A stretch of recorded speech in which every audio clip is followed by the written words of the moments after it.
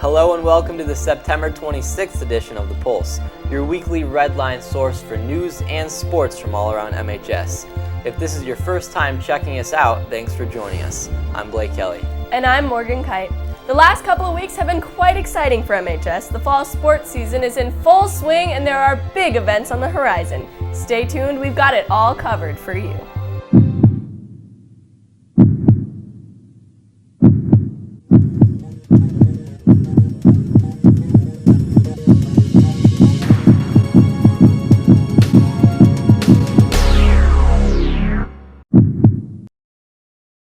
Now for our first story, there's one place that is packed with MHS pride, and that would be our football games, of course. Greg Lucas went out last Friday to capture the first home game. September 19th, the MHS football team had its first home game against Southington. This was a vital game for the Indians because they had their first chance to prove their potential to their fans. How does it feel? There's a lot of mixed emotions, you know. It's sad that I can't go back out there and play with my guys, but it's also good to see that they're doing good. We did some really good things. We did some things that we felt we were able to take advantage of, but also we made a few mistakes that we can get better at, and we're definitely a work in progress. Sadly, MHS was defeated 15-49, but we are still looking forward to a great season. Wow, being there at the game with everyone screaming and everyone excited, school spirit was all over the place. It was awesome. Yeah, it was a tough-fought game. I know they'll come back and win, but... All right, in other news, the boys soccer team takes on rival Glastonbury at 6:30 p.m., and the Pulse is giving the Slapdash winner, Josh Carter, 2 tickets to the game.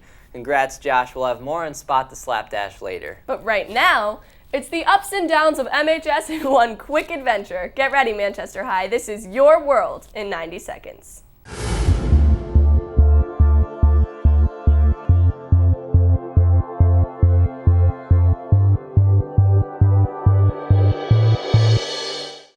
Big news, everyone. This year, the school store is open for the entire school day. You no longer have to wait until lunchtime. If you have a free period or time to spare, make your way down to the trading post. Ms. Cote, one of the business teachers at MHS, spends her day supervising and supporting the students who run the store. The students, especially the ones in the study halls, enjoy being able to come in as often as they want during their periods, or if their teachers let them come down during the period, which is far and few between, but they're allowed to stop in if they needed water or Capri Sun or food of some sort. These new changes make the school store more accessible to students, so be sure to take advantage of it.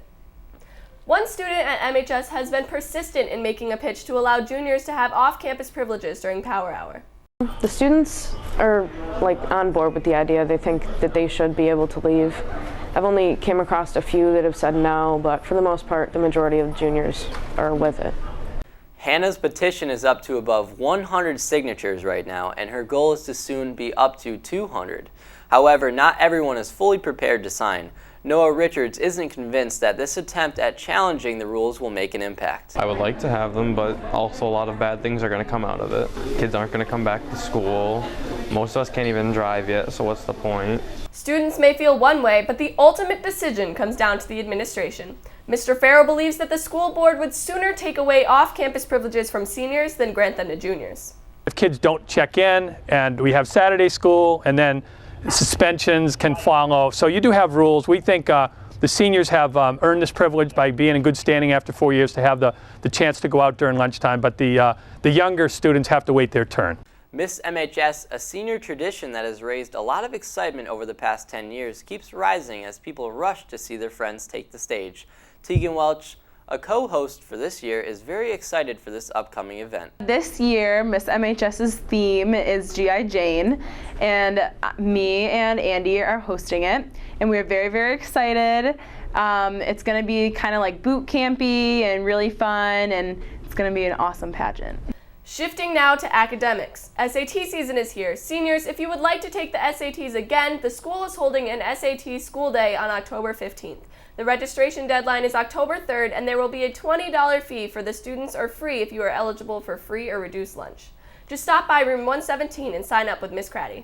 You can also prepare for the SATs by taking the online prep course that the high school has signed everyone up for.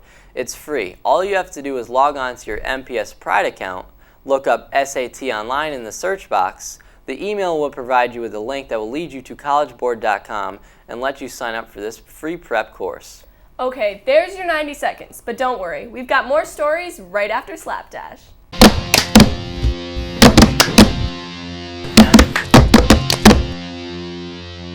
MHS! Woo! So, the objective again of Spot the Slapdash is to find this tag that we've put up somewhere around the school. It's your job to find out where that slapdash is located. When you see the tag, tell Mr. Larson where you saw it in an email.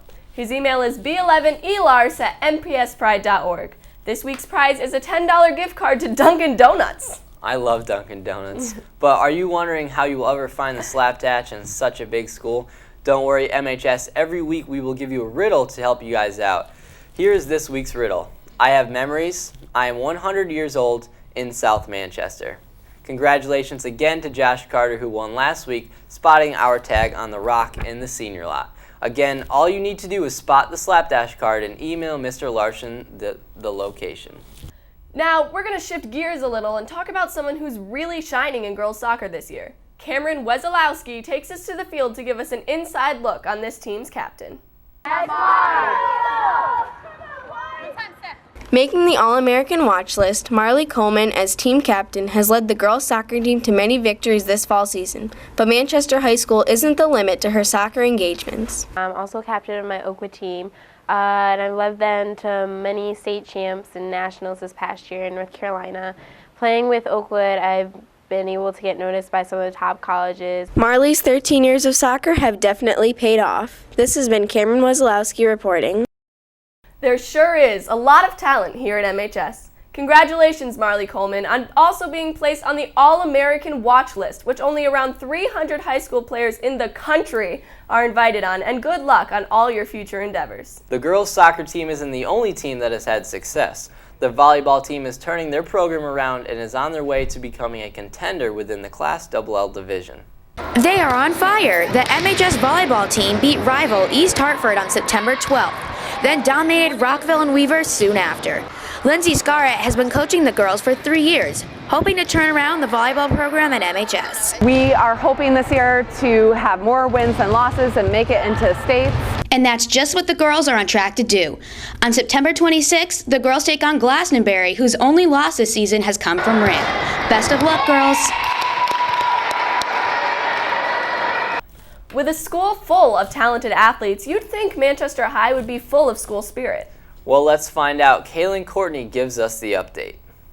Do you think MHS has enough school spirit? I do think MHS has enough school spirit because, teachers have really worked hard to get a positive vibe here, power hour and all these things that they put for students. I think MHS needs to work on its school spirit. I mean, the whole of this school are the groups and clubs that MHS has, and I just don't see the support for that. I do not think we have enough school spirit in school, but at sports games, we do.